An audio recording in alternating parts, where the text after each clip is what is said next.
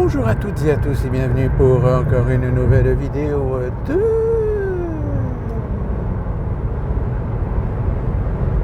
Ça part en couille de partout. Alors, on va faire un petit peu un survol d'horizon de la situation. Nous avons Zelensky qui a fait une nouvelle tournée des popotes à Washington parce qu'évidemment, le pauvre Zelensky, il est un petit peu abandonné depuis quelques temps à cause de ce qui se passe avec la Palestine et Israël. Surtout que récemment, les républicains se sont opposés au nouveau paquet d'aide à l'Ukraine. Donc c'était l'occasion pour Zelensky de venir faire peut-être sa petite leçon de morale aux républicains. Bon, sauf que maintenant, ça n'a pas changé grand-chose. Et surtout que dans les coulisses, aujourd'hui, on est en train tout simplement de faire pression pour faire accepter l'idée à Zelensky que on ne peut pas continuer comme ça. Parce que là, voilà, oui, on est littéralement depuis un an dans un statu quo. C'est-à-dire que depuis un an, la fameuse grande offensive, finalement, il n'y en a pas eu. On a repris quelques kilomètres, qu'on a perdu ailleurs, etc. Donc en fait, c'est mieux avancé pour mieux reculer depuis un an. Donc là, forcément, Zelensky, qui espérait peut-être réussir à entraîner le monde dans sa petite guerre, pour résoudre son problème avec la Russie, j'espère que là, ça y est, il a compris que non, il n'y aura personne pour... Alors, dans les coulisses, comme je vous le dis, d'un côté, certains lui disent écoute, normalement, l'année prochaine, tu es censé organiser des élections, donc ces élections, tu vas les organiser. Alors que je rappelle que Zelensky avait prétexté le fait que le pays était en guerre pour annuler les élections présidentielles.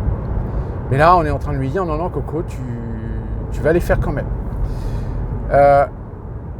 De l'autre, on essaie de de trouver avec les Russes un compromis, c'est-à-dire que on ferait en sorte d'établir des frontières comme on l'a fait par exemple avec la Corée, avec Chypre, etc. En échange, les Occidentaux assurent à la Russie que on va rester dans cette situation-là. En revanche, nous, on ne reconnaîtra toujours pas que vous avez pris la Crimée et le Donbass, mais voilà, entre nous, on vous laissera faire. En revanche, on veut une garantie que vous acceptiez que Kiev, ou tout du moins l'Ukraine, puisse rentrer, je dis bien puisse rentrer dans l'Union européenne. Pas dans l'OTAN, mais dans l'Union européenne. Évidemment, on est d'accord que Poutine, il n'est pas con, que si il accepte de laisser l'Ukraine rentrer dans l'Union européenne, le chemin est tout tracé pour que derrière, ce soit l'OTAN.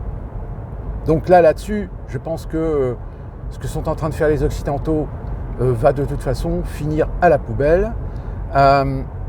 D'autant plus que là, évidemment, étant donné qu'évidemment Poutine n'a pas d'héritier à proprement parler, même si on sait que s'il arrive quoi que ce soit à Poutine, s'il se fait assassiner, s'il se fait descendre, si son avion a un accident et s'écrase, il aurait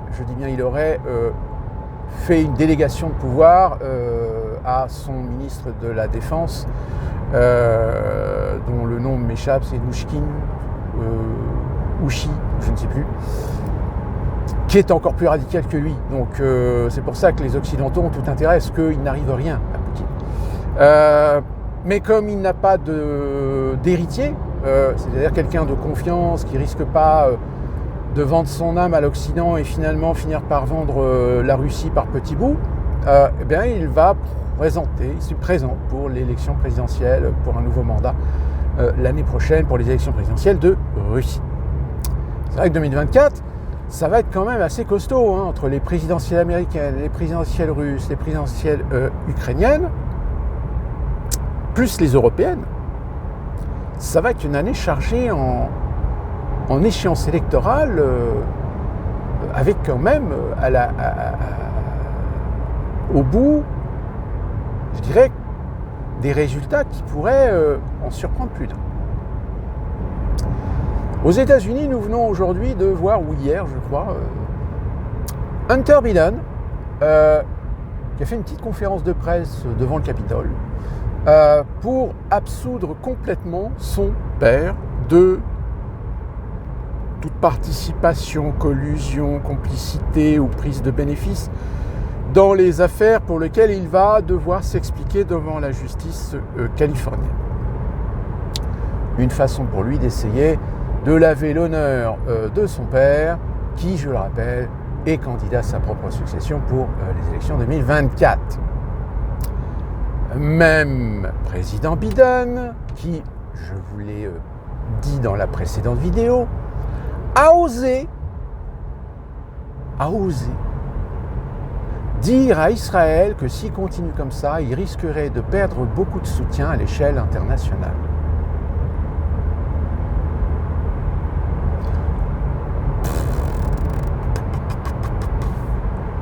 On est d'accord hein, que là, Biden, il essaye de rattraper le coup vis-à-vis de son électorat qui, d'une certaine partie, défend le peuple palestinien. Et du coup, vu que Biden se range derrière Israël,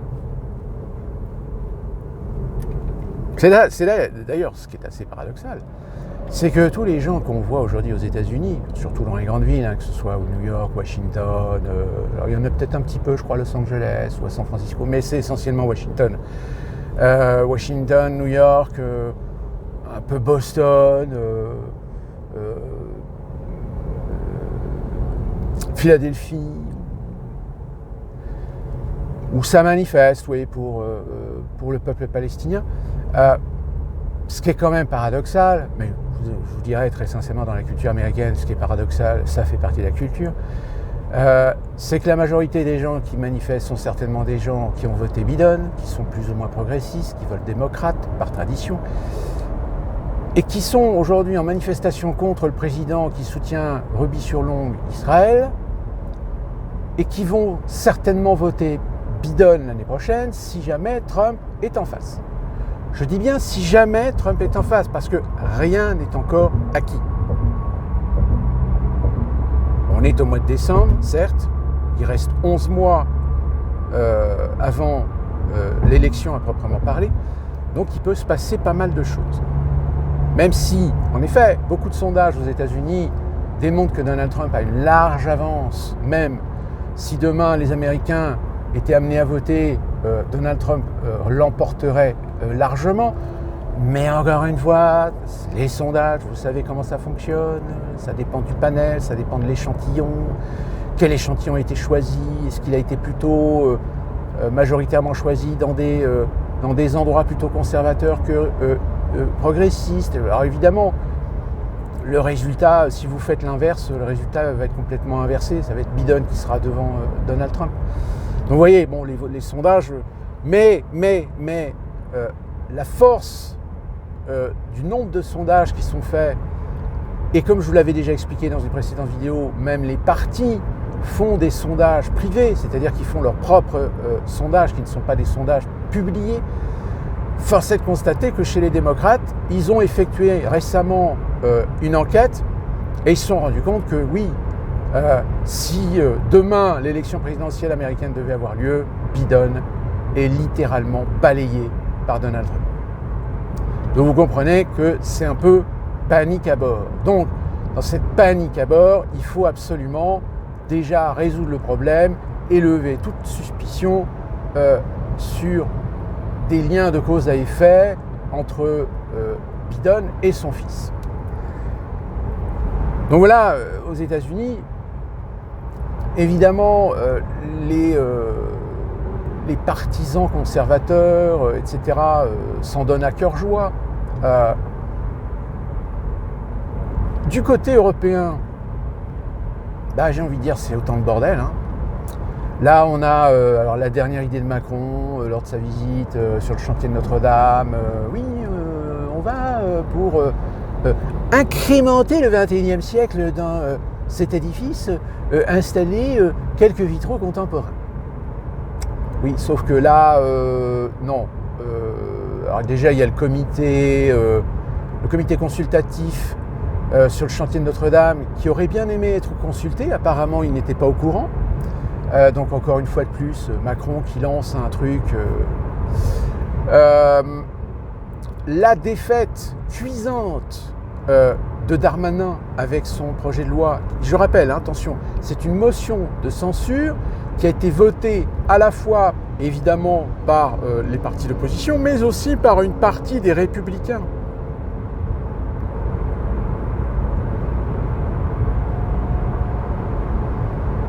C'est-à-dire que Rassemblement National, Républicain, NUPES, ils ont voté contre. Enfin, ils ont voté pour la motion de censure. Attention, c'est très important. Hein. C'est-à-dire que ce n'est pas une motion de censure contre une loi, c'est une motion de censure contre la lecture de la loi. C'est-à-dire que la loi n'a même pas... a été littéralement jetée à la poubelle avant même qu'elle ne soit étudiée par le Parlement. Vous vous rendez-vous compte que là, c'est une claque. Alors Darmanin qui a proposé sa démission à Macron, Macron qui l'a refusé. Là, vous avez Bompard qui réclame la démission de Darmanin, puisque c'est un camouflet.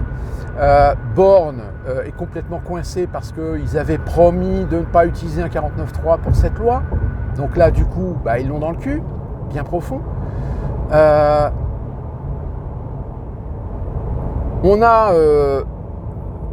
parlé là du Rassemblement National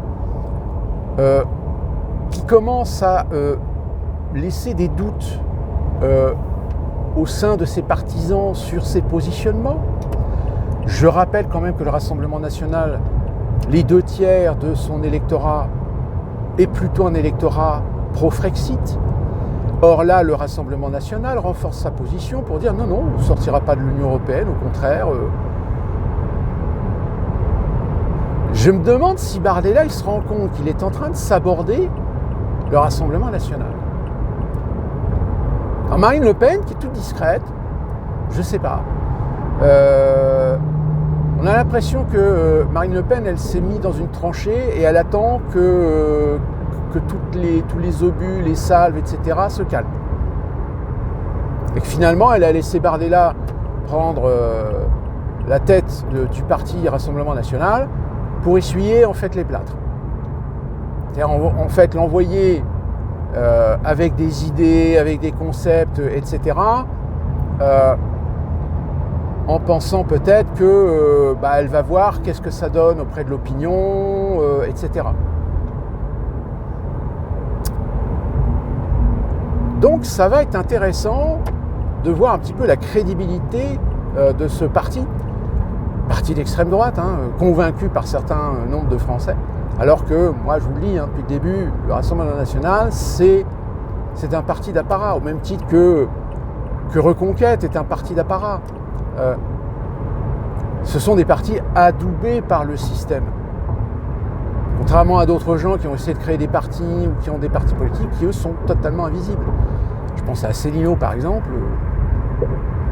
S'il n'y avait pas eu l'élection 2016 et s'il n'avait pas eu la chance d'être parmi les candidats, et même encore, certains médias trouvaient le moyen de l'occulter dans le palmarès, malheureusement pour lui, en 2022, il n'a pas pu avoir les 500 signatures pour être candidat.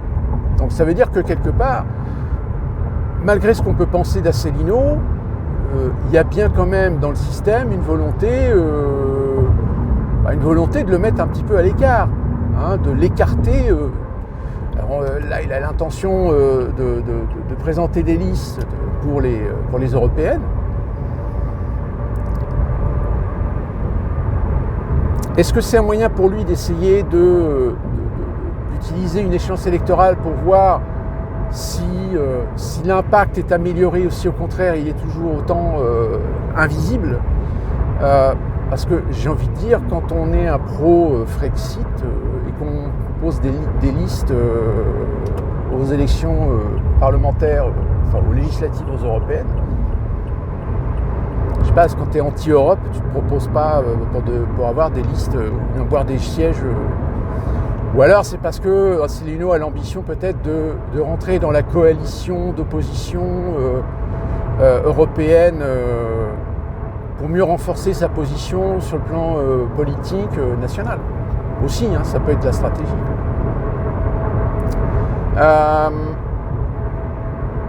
Donc oui, camouflet quand même non négligeable contre Macron et son gouvernement avec ce projet de loi immigration qui à la limite c'est pas plus mal parce qu'il y a quand même beaucoup d'ambiguïté, de textes très discutables dans ce projet de loi.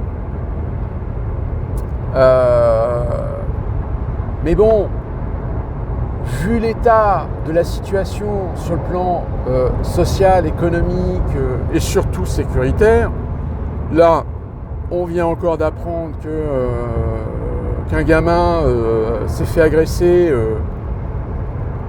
apparemment dans le Nord, à une sortie de boîte ou un truc comme ça. Enfin, maintenant, c'est tous les jours.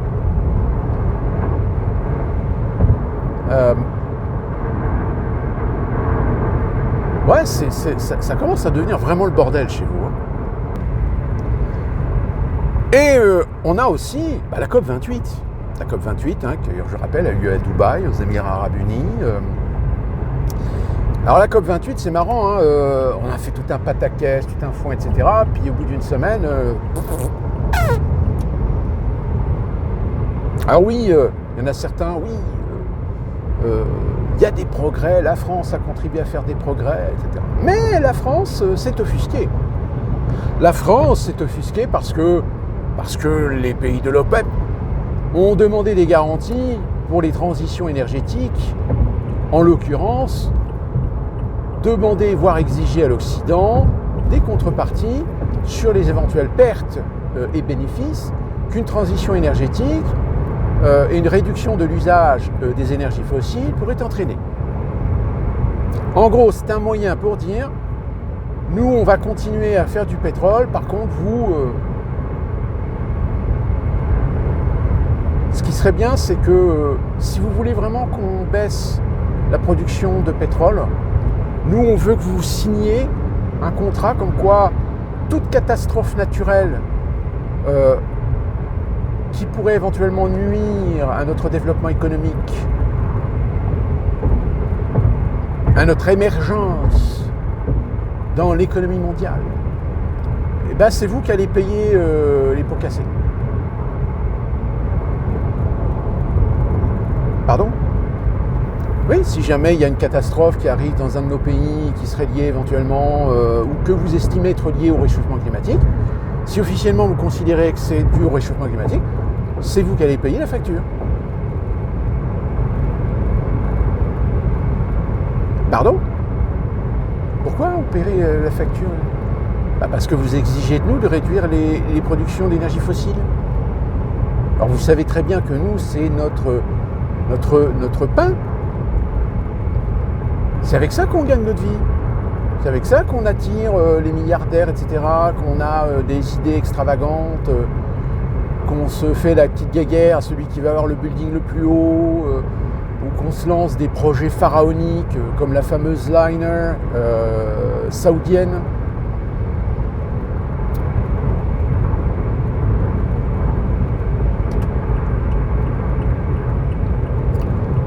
De toutes les manières, je pense que... Alors, je ne vais pas m'étaler sur le sujet parce que j'en ai déjà parlé, je vous ai déjà donné mon point de vue, que y a beaucoup de confusion, mais qu'aujourd'hui, c'est un sujet qui est extrêmement compliqué. Pourquoi ? Parce qu'en plus, depuis le temps qu'on tanne l'opinion et qu'on tanne les jeunes générations aujourd'hui, elles sont trentenaires et elles sont lavées du cerveau, elles sont convaincues, elles sont persuadées de toute l'idéologie liée à la lutte contre le réchauffement climatique. Faut véhiculer en électrique, en tout électrique. Bon, par contre, peu importe hein, si dans certains pays, les mines de lithium, de cobalt, etc., on exploite des gamins de 12-13 ans, 12 heures par jour, pour 3 cents, c'est de l'exploitation. C'est de l'exploitation de travail d'enfant. Mais c'est le seul moyen d'avoir des matières premières à pas trop cher pour ensuite pouvoir vendre des voitures électriques à 50 000 €. en attendant que les Chinois réussissent à envahir le marché avec des véhicules électriques. Alors 20, 30 000, hein, beaucoup moins cher. Par contre, la qualité. Hein. Puis aussi, hein, le problème, hein, dans les pays nordiques. Vous savez, les pays où il y a beaucoup de neige, où il fait très froid, ou les pays où c'est très humide. Ah, vous savez que le lithium et l'humidité, ça fait pas bon ménage.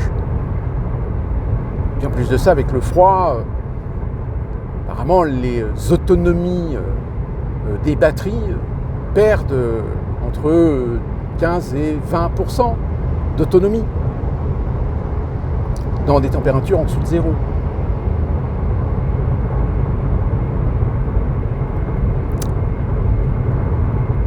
Donc la COP28, on essaie de sauver les meubles. Voilà, vous avez les écolos qui essaient de dire oui, il y a des progrès qui sont faits, il y a des engagements qui ont été faits, etc. Oui, mais le problème c'est qu'entre les engagements et la réalité, si c'est des projets qui s'étalent jusqu'en 2035, 2050,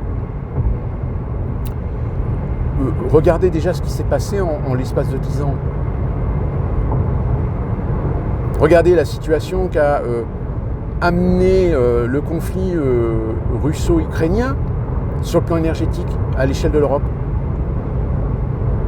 Regardez ce que la politique de dénucléarisation de l'Allemagne les a poussés finalement à revenir à rouvrir des usines à charbon. Regardez la folie du libéralisme qui vous oblige aujourd'hui, vous Français, à payer une électricité plus chère que ce que vous pourriez payer parce que vous avez très clairement suffisamment d'unités de production pour avoir un prix de l'électricité tout à fait correct. Mais comme l'Europe impose le libre marché, donc vous êtes obligé, pour le libre marché, de payer votre électricité plus cher. C'est comme si vous habitez un village, et dans ce village, vous avez une fontaine d'eau potable, une eau fraîche, qui descend tout droit des Alpes, non polluée. Et du jour au lendemain, le maire vous dit non, désolé, maintenant vous n'allez plus avoir le droit de puiser l'eau de cette fontaine parce que en amont va être installé un système de filtrage pour purifier encore plus. Et il se trouve que cette station a été payée avec vos impôts, donc c'est une station communale, mais que parce qu'on n'arrive pas à la gérer, parce qu'il y a de la corruption, parce qu'il y a des dessous de table, donc finalement la justice a décidé qu'on devait vendre cette unité de purification à une société privée. Et du coup, ce qui a été construit, fabriqué avec votre argent, avec l'argent public, aujourd'hui va être donné à des sociétés privées qui, évidemment, cherchent la rentabilité et qui ont décidé que l'eau qui coule de la fontaine, désormais, elle sera interdite d'être stockée, voire bue. En fait, l'eau sera juste là pour faire joli. Et que quiconque boit l'eau de la fontaine recevra une amende de 500 €.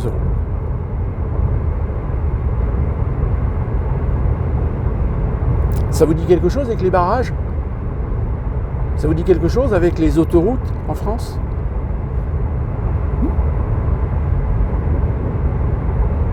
Dépouiller les monopoles publics pour ouvrir des marchés et donc libéraliser les secteurs en obligeant l'État de ne plus être monopole et donc de vendre ou d'ouvrir à la concurrence un certain nombre de marchés qui sont pour l'instant publics. Étrangement, c'est ce qu'on a pu lire il y a une dizaine d'années dans une des recommandations de la Commission européenne à la France. Même document d'ailleurs qu'avait sorti Asselineau lors de fameux débats en 2016 pour expliquer aux Français que regardez ce que en réalité l'Union européenne est. C'est une entité supranationale qui va vouloir détruire les souverainetés et les États-nations pour mettre la main et permettre à toutes les entreprises privées d'acheter et de soumettre les peuples à la licence, à la franchise. Limite demain, les châteaux faisant partie du patrimoine français sont vendus à des entreprises privées, ce qui d'ailleurs est déjà peut-être le cas dans certains domaines, que ce qui a été payé avec l'argent public pour le bien de la collectivité, eh bien, va être vendu à des entreprises privées, qui elles, évidemment, vont se rincer des marges et vont vous faire payer le prix le plus cher, le plus fort.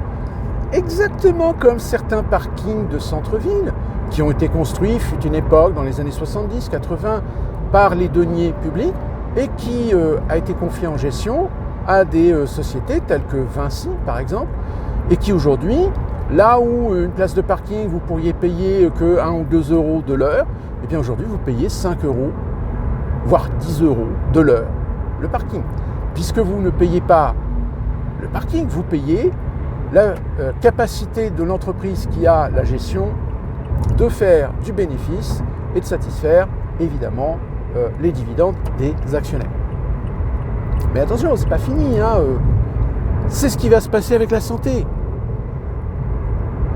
Et vous allez tout d'un coup, dans quelques années, voir la santé basculer dans un modèle américain. Et ce modèle américain, je le vis, hein, je le connais, c'est pas partout, hein, mais très souvent, vous allez voir un médecin qui en réalité ne va pas faire réellement de diagnostic, il va simplement cocher des cases qui lui sont imposées par des assurances, ces mêmes assurances qui obligent les médecins à suivre des procédures pour éviter que s'il y a erreur médicale, que le patient porte plainte contre l'hôpital ou contre le médecin. Et du coup, le médecin il coche des cases, à la fin des cases il compte les points et selon les points il se réfère à un diagnostic et le diagnostic dit qu'il faut donner tel traitement. Ces traitements en règle générale, il y a des monopoles de certaines marques ou de certains labels pharmaceutiques et qui utilisent aussi souvent les hôpitaux pour expérimenter des produits. Alors évidemment, le patient est prévenu. Il dit si vous voulez, je peux vous prescrire un traitement ou un médicament, mais qui reste expérimental, dont vous êtes informé qu'il est expérimental. Donc une fois que vous l'acceptez, vous acceptez la responsabilité d'utiliser un produit qui, si ça se trouve, va peut-être vous soigner, en effet, comme aussi aggraver ou déclencher autre chose. Mais vous avez signé. C'est un peu ce qui est en train de se passer en France, d'ailleurs.